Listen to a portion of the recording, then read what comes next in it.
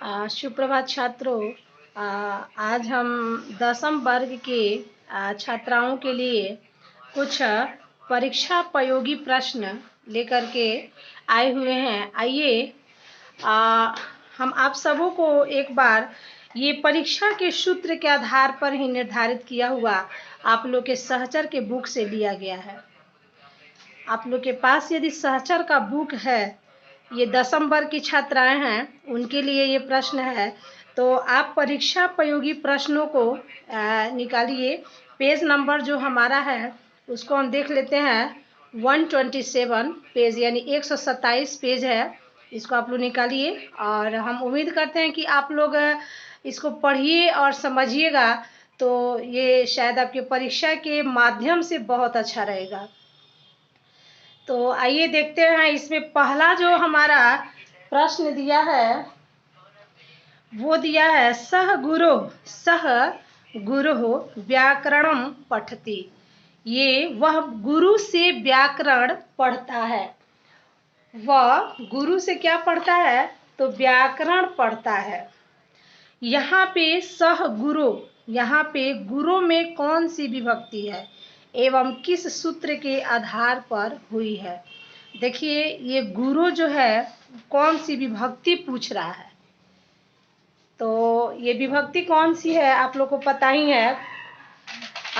तो इसको हम बता दें कि ये जो सूत्र लिया गया है सह गुरु व्याकरणम पठति, वह है अख्यातोपयोगे पंचमी। ये कौन सी विभक्ति है? तो यहाँ पंचमी विभक्ति का प्रयोग हुआ है। और किस सूत्र पे निर्धारित किया गया है? तो ये है अख्यातोपयोगे पंचमी। अख्यातोपयोगे पंचमी में जिसमें नियम पूर्वक विद्या सीखी जाती है, जिसमें नियम पूर्वक विद्या सीखी जाती है, उसमें पंचमी विभक्ति लगाई जाती है। जैसे एक और उदाहरण है, आप लोग देखिएगा। एक और उदाहरण है कि जैसे सह गुरु विद्या दिया ना, सह गुरु विद्या पठति, वह गुरु से विद्या पढ़ता है। और इसमें कह रहा है कि सह गुरु व्याकरण पठति, यानी पढ़ने का भाव दोनों गुरु से ही है, गुरु से ही छात्र का संबंध है। तो इसमें अख्यातोपयोगे पंचमी सूत्र निर्धारित किया गया है। और ये भी आप लोग समझिए। दूसरा है मह्यम मिष्ठानम रोचते। दूसरा प्रश्न हमारा है मह्यम मिष्ठानम रोचते, मुझे मिठाई रुचता है या अच्छा लगता है, मुझे मिठाई अच्छा लगता है। तो यहाँ जो मह्यम है, मह्यम में कौन सी विभक्ति और वह किस सूत्र के आधार पर हुई है, ये भी आप लोग समझिए। यहाँ जो मह्यम है उसकी विभक्ति और किस सूत्र के आधार पे ये भी हुआ है। तो इसमें भी देखिए, मह्यम का मतलब क्या होता है? मुझे। तो मुझे जहाँ लग गया वहाँ पे क्या हो जाएगा? रुच्यार्थानाम प्रियमाण। रुच्यार्थानाम प्रियमाण, इसमें जो विभक्ति है रुच्यार्थानाम चतुर्थी विभक्ति का प्रयोग किया गया है। और किस सूत्र के आधार पे है? तो ये है हमारा रुच्यार्थानाम प्रियमाण। यहाँ आप देखिएगा, इसको आप लोग चतुर्थी विभक्ति के रुच्यार्थानाम प्रियमाण से समझ लीजिएगा। और यदि नहीं समझ में आता है तो फिर हमारे पास वीडियो के माध्यम से ही समझिएगा। अब दूसरा दिया है, देखिए एक और है जिसमें दिया है कि चतुर्थी विभक्ति, रुच का मतलब ही होता है रुचना, अच्छा लगना, भाना, इच्छा प्रकट करना। ठीक है। तो जितना भी हमारे अंदर की जो भावना है, रुचता है, उसमें चतुर्थी विभक्ति होती है। जैसे हरे रोचते भक्ति, हरि को भक्ति रुचती है। ठीक है। और इसमें दिया है कि मह्यम मिष्ठानम रोचते, मुझे मिठाई रुचती है। तो इस तरह के वाक्यों में हमारा क्या लगेगा? चतुर्थी विभक्ति। और उदाहरण कौन सा है? तो सूत्र किस आधार पे है? तो रुच्यार्थानाम प्रियमाण। अब हम देखते हैं तीसरा हमारा प्रश्न क्या है। तीसरा प्रश्न दिया है रामः सीतया सह वनम अगच्छ। रामः सीतया सह वनम अगच्छ, यहाँ सीतिया में कौन सी विभक्ति है और वह किस सूत्र के आधार पर हुई है। तो यहाँ सीतिया में कौन सी विभक्ति है ये भी आप लोग समझ जाइए। एक दूसरे की सहायता की जाती है, तो थोड़ा सा इशारा हम कर दिए। अब उम्मीद कर लेते हैं कि आप लोग समझ गई होंगी। एक दूसरे की सहायता जहाँ होती है वहाँ पे तृतीया विभक्ति का प्रयोग किया जाता है, सहार्थे तृतीया। ठीक है, तो ये कह रहे हैं कि सीतिया में कौन सी विभक्ति है, तो तृतीया है। सीतिया में कौन सी विभक्ति है, तो तृतीया विभक्ति यहाँ पे हो गया। और किस सूत्र के आधार पे हुई है, तो ये हमारा है सहार्थे तृतीया। सहार्थे तृतीया में आप देखिएगा कि सह, साधम, शाकम, समम शब्दों के योग में तृतीया विभक्ति का प्रयोग किया जाता है। ठीक है, और इसके तरह एक और एग्जाम्पल हम आप सबों के सामने देखते हैं। देखिए सीतया, इसमें तो एग्जाम्पल दिया है कि रामः सीतया सह वनम अगच्छ, राम के साथ सीता भी वन को गई। और एक और एग्जाम्पल है इसी के तरह, इसी के सूत्र पे आधारित है, सीतया शाकम लक्ष्मणम तिष्ठति, यानी सीता के साथ लक्ष्मण भी रहते हैं।